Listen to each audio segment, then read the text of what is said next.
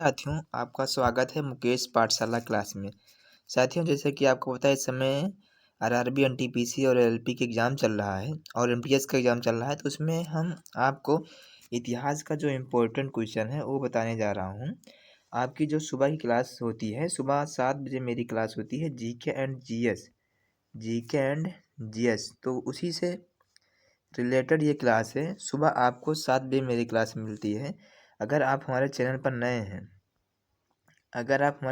हैं तो कृपया चैनल को सब्सक्राइब करें और साथ में बेल आइकन दबाना ना भूलें और अपने दोस्तों के साथ इसे शेयर करें ताकि सभी भाई और बहन इसे निःशुल्क में इसका फ़ायदा उठा सकें। साथियों, जैसे आपको मैं बता दूं कि RRB, NTPC, RPF railway, RPF constable, RPF SI और एलएलपी, एमटीएस, इसके लिए इम्पोर्टेंट मैं जीके एंड जीएस की क्लास चला रहा हूँ। डेली आपको सुबह 7 बजे प्रोवाइड की जाती है। साथियों, हम आपको क्वेश्चन की तरफ लेके चलता हूँ। सबसे पहले जो क्वेश्चन है, क्वेश्चन नंबर 1 है कि प्राचीन भारतीय इतिहास को जानने के लिए किन स्रोतों का प्रयोग किया गया था। मतलब सबसे पहले जो प्राचीन भारतीय इतिहास रहा उसे जानने के लिए हम किस चीज़ का प्रयोग किए थे। तो हमने जिस चीज़ का प्रयोग किया था वो था धार्मिक ग्रंथ और ऐतिहासिक ग्रंथ। धार्मिक ग्रंथ का मतलब होता है जो धर्म से संबंधित हो और ऐतिहासिक ग्रंथ का मतलब होता है जो इतिहास में लिखा गया हो, इतिहास के माध्यम से। जैसे धार्मिक ग्रंथ में जो लिखा गया हो, जैसे धार्मिक ग्रंथ में आता है रामायण, महाभारत, गीता। और ऐतिहासिक ग्रंथ का मतलब होता है जो इतिहास जो हाथों द्वारा लिखा गया हो, उसे हम ऐतिहासिक ग्रंथ कहते हैं, जो इतिहास के माध्यम से जाना जा सके। ठीक है। और नेक्स्ट क्वेश्चन जो मेरा है, पुरातात्विक साक्ष्य तथा विदेशी विवरण, जो इसी का है कि पुरातात्विक साक्ष्य तथा विदेशी विवरण के माध्यम से भी हम भारतीय इतिहास को जान सकते हैं। नेक्स्ट क्वेश्चन नंबर अगला जो मेरा है, क्वेश्चन नंबर अगला है कि ब्राह्मी लिपि को सर्वप्रथम किस विद्वान ने पढ़ा था। यानी मेरे कहने का मतलब है कि सबसे पहले ब्राह्मी लिपि किसने पढ़ा था। तो जिसने पढ़ा था उनका नाम है जेम्स प्रिंसपेस, जो कि 1837 ईस्वी में इन्होंने पढ़ा था। नेक्स्ट क्वेश्चन नंबर अगला है कि भारत के प्राचीनतम ग्रंथ वेदों का संकलनकर्ता किसे कहा जाता है। यानी कहने का मतलब ये है कि भारत के प्राचीनतम ग्रंथ वेदों का संकलनकर्ता किसे माना जाता है। तो हम मानते हैं महर्षि कृषि देवनारायण वेदव्यास को मानते हैं। नेक्स्ट अगला क्वेश्चन जो मेरा है, क्वेश्चन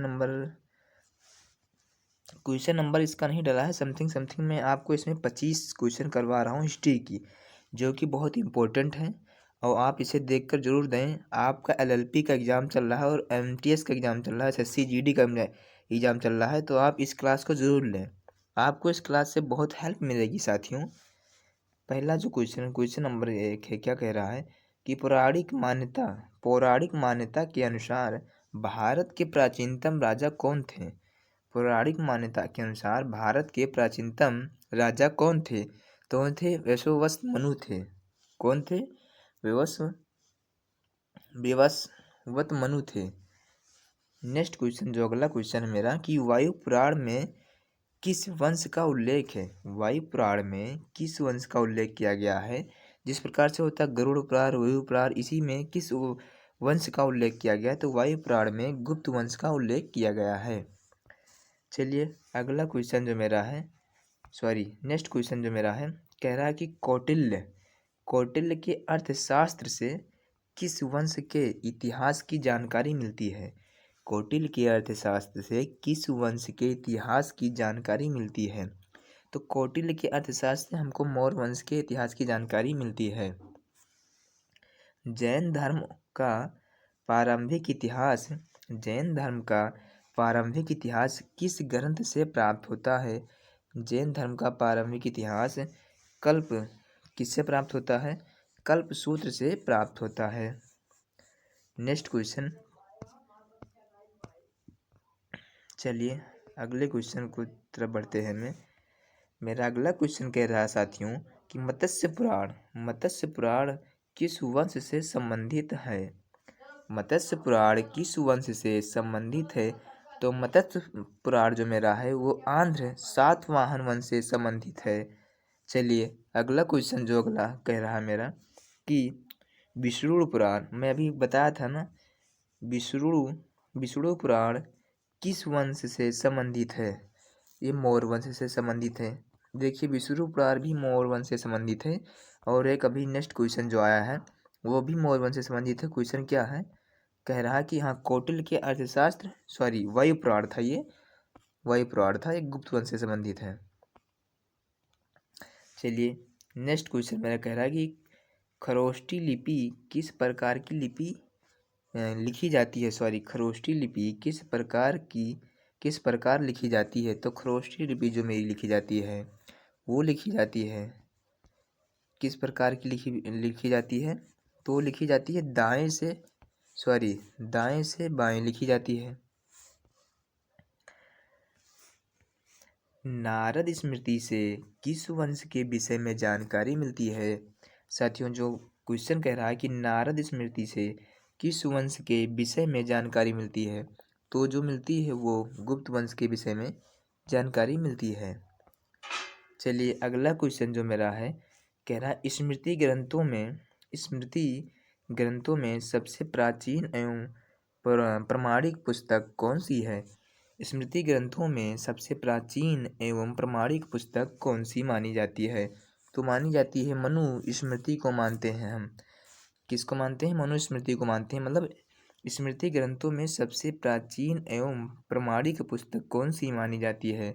तो मानी जाती है मनु स्मृति को मानते हैं हम।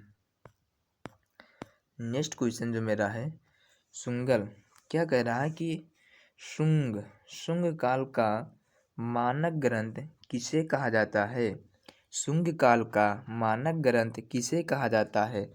तो शुंग काल का जो मानक ग्रंथ है उसे मनुस्मृति को कहते हैं। किसे कहते हैं? मनुस्मृति को कहते हैं। फिर नेक्स्ट क्वेश्चन जो मेरा कहता है कि स्त्री को पुरुष की अर्धगिनी किस ग्रंथ में कहा गया है? कहने का मतलब यह है कि स्त्री को पुरुष की अर्धगिनी किस ग्रंथ में कहा गया है? तो शतपथ ब्राह्मण में कहा गया है। कौन से ग्रंथ में कहा गया है? शतपथ ब्राह्मण ग्रंथ में कहा गया है। साथियों हम आपको बता दें सबसे अधिक इम्पोर्टेंट ये जो मेरे बॉक्स में है बहुत इम्पोर्टेंट है, क्योंकि इसमें विस्तृत से एकदम संक्षेप में पूरा बताया जाता है। इसमें क्या कह रहा है कि इसमें कह रहा है कि महाभारत का प्रारंभिक उल्लेख अशोलायन गृह सूत्र में मिलता है। प्रारंभ में इसमें मात्र 8,800 श्लोक थे और इसका नाम जय संहिता था। कुछ समय पश्चात यह बढ़कर 24,000 श्लोक हो गया और भारत नाम से प्रसिद्ध हो गया। किससे प्रसिद्ध हो गया? अंत में 1,00,000 श्लोक होने के कारण सतसही संहिता या महाभारत कहा जाने लगा। यानी महाभारत का नाम कैसे पड़ा? कहने का मतलब ये है। तो महाभारत का नाम आप सब जान गए कि महाभारत का नाम कैसे पड़ा। सबसे पहले दोबारा से सुन लीजिए कि महाभारत का प्रारंभिक उल्लेख अशोलायन गृह सूत्र में मिलता है। ठीक है, उसके बाद मिलता है प्रारंभ में इसका मात्र 8,000 श्लोक थे और इसका नाम जय संहिता था। कुछ समय पश्चात यह बढ़कर 24,000 श्लोक हो गया और भारत नाम से प्रसिद्ध हो गया। अंत में 1,00,000 श्लोक होने के कारण इसे सत साहित्य संहिता या महाभारत के नाम से जाना जाता है। ठीक है साथियों, इसे जाना जाता है महाभारत के नाम से जाना जाता है। चलिए अगली क्वेश्चन की तरफ मैं बढ़ता हूँ। नेक्स्ट क्वेश्चन कह रहा है कि पुरालेख विद्या से क्या अभिप्राय है? पुरालेख विद्या से क्या अभिप्राय है? तो इसमें कहा गया है कि शिलालेखों का अध्ययन करने के लिए पुरालेख विद्वाओं का अभिप्राय है। पुराशेष का महानतम अन्वेषक किसे कहा जाता है? पुराशेष का महत्तम अन्वेषक किसे माना जाता है? तो डार्विन को माना जाता है। किसको माना जाता है? डार्विन को माना जाता है। इब्नी बतूता, क्या इब्नी बतूता का यात्रा वृत्तांत किस नाम से प्रसिद्ध है? इब्नी बतूता का यात्रा वृत्तांत किस नाम से प्रसिद्ध है? तो कौन से नाम से प्रसिद्ध है? ये प्रसिद्ध है, रेहला के नाम से प्रसिद्ध है। इब्नी बतूता का यात्रा वृत्तांत किस नाम से प्रसिद्ध है? तो रेहला के नाम से प्रसिद्ध है।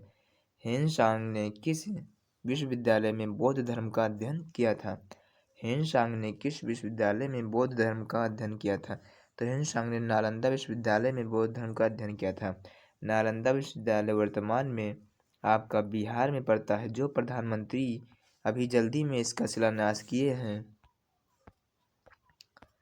चलिए, हमने आपके लिए बहुत इम्पोर्टेंट चीज़ लेके आया हूँ, वो है प्रमुख अभिलेख व शासक। क्या है? प्रमुख अभिलेख व शासक। क्या है? प्रमुख अभिलेख व शासक। अभिलेख, शासक, अभिलेख और शासक। जैसे हाथी गुफा अभिलेख कहाँ पे है? ये हाथी गुफा अभिलेख के शासक कौन है? वो कलिंग नरेश खारवेल हैं। ऐहोल अभिलेख हैं पुलकेशिन द्वितीय थे। नेक्स्ट है नासिक अभिलेख गौतमी बालश्री जी हैं इसके। अगला अभिलेख है मेरा जूनागढ़ अभिलेख। क्या जूनागढ़ अभिलेख? रुद्रदामन प्रयाग स्तंभ अभिलेख, समुद्रगुप्त मंदसौर अभिलेख, मालवा नरेश यशोधरम ग्वालियर अभिलेख, प्रतिहार नरेश भोज। उसके बाद है दोपड़ा अभिलेख, देवपाड़ा अभिलेख जो मेरा है, देवपाड़ा अभिलेख बंगाल शासक विजयसेन। चलिए अगला क्वेश्चन जो मेरा है, अगला क्वेश्चन कह रहा है कि बौद्ध स्तंभ लेख से किसकी जानकारी मिलती है? तो शुंग काल की जानकारी मिलती है बौद्ध स्तंभ लेख से। हेनसांग ने अपनी यात्रा वृत्तांत का वर्णन किस पुस्तक में की थी? तो सी यूकी में की थी। हेनसांग ने अपनी यात्रा वृत्तांत किस पुस्तक में वर्णन की थी? तो हेनसांग ने अपनी यात्रा वृत्तांत का वर्णन किस पुस्तक में की थी? तो सी यूकी में की थी। अरबी भाषा। क्या अरबी भाषा की पुस्तक किताब उल हिंद की रचना किसने की थी? तो अल-बरूनी ने की थी। किसने की थी? अल-बरूनी ने की थी। मोरक्को का यात्री इब्न बतूता भारत में मोहम्मद बिन तुगलक के दरबार में आया था तथा तुगलक ने उसे दिल्ली का गाजी नियुक्त किया था। चलिए मैं बता दूं आपको, ये 1 शॉर्ट क्लास रहती है। क्या रहती है? ये 1 शॉर्ट क्लास रहती है। 1 शॉर्ट क्लास रहती है। आपकी क्लास 15 से 20 मिनट की रहती है। सुबह आप जो रहती है ये फटाफट रिवीजन के लिए रहती है। आप इस क्लास को ऐसे आराम से रिवीजन कर पाओगे कि आपको बोरिंग भी नहीं लगेगी। इसीलिए मैं लॉन्ग वीडियो नहीं बनाता हूँ, समथिंग 15 से 20 मिनट के वीडियो बनाता हूँ। आप सब इसको ज़रूर देखें। ज़्यादा देर की क्लास करेंगे तो आप भी बोर हो जाएंगे और हम भी बोर हो जाएंगे। इसीलिए मैं थोड़ा छोटी क्लास करता हूँ कि ताकि आप भी बोर ना हो और हम भी ना बोर हों। प्लीज़ अगर अभी तक हमारे टेलीग्राम को नहीं ज्वाइन करे हैं तो मेरे टेलीग्राम का नाम है मुकेश पाठशाला क्लासेस।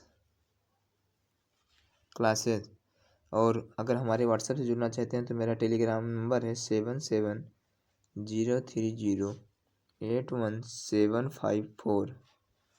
ये मेरा टेलीग्राम का नंबर है और व्हाट्सएप का यही नंबर है। अगर आप जुड़ते हैं तो आप जुड़ सकते हैं। आपको डेली इस पर पीडीएफ दी जाएगी। सुबह जो ये करंट अफेयर की क्लास होती है, सॉरी जीके एंड जे की क्लास होती है, ये आपकी 7 बजे अपलोड हो जाती है।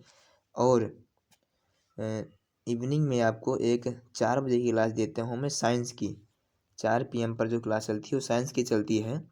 वो चलती है आपकी RRB, ALB, NTPC, railway, RPF, group D इसके लिए चलती है। और SSC GD की हिंदी क्लास चलती है। SSC GD हिंदी क्लास चलती है। और यूपी पुलिस जो 40,000 प्लस आने वाला है उसकी क्लास चलती है। तो प्लीज़ अगर आप हमारे चैनल पर नए हैं तो कृपया चैनल को सब्सक्राइब जरूर करें और साथ में बेल आइकन दबाना भूलें, ताकि हम आपको हर चीज़ समय समय पर डालूं जिस चीज़ की वीडियो आप तक ज़रूर पहुँचे। तब के लिए जय हिंद, जय भारत। मिलते हैं आपके लिए नेक्स्ट वीडियो में।